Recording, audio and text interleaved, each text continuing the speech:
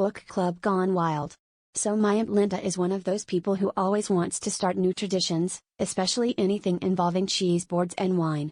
Last month, she invited the family to join her new book club, promising lively discussion, literary insights, and the occasional themed snack. Honestly, I was just hoping for less War and Peace and more brie and crackers. The first meeting rolled around, and I showed up with a copy of the assigned book, The Midnight Library, only to notice that everyone else was empty-handed except Aunt Linda, who was dramatically fanning herself with the dust jacket. We all settled in, and Aunt Linda kicked things off by reading the back cover in her best Shakespearean voice, pausing for dramatic effect after every third word. Between life and death, there is a library, she intoned, as though she'd just unveiled the lost scrolls of Alexandria.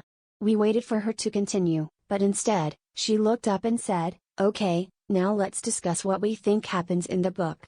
I glanced around the room. My cousin Dave confidently announced, "Clearly, the protagonist is a librarian ninja who fights overdue book demons." My other aunt chimed in, No, it's obviously a romance between two time-traveling bookshelves." By the third meeting, this had become a tradition. Nobody bothered to read anything but the blurbs, and our discussions devolved into wild speculation and heated debates about whether the girl on the train was actually a train conductor or just someone who liked public transportation. At one point, Uncle Jerry brought a copy of To Kill a Mockingbird and suggested it was about a courtroom drama where a bird stands trial. We all agreed that sounded more entertaining than the actual book, and Linda immediately assigned everyone to bring their own plot twist for next week's meeting.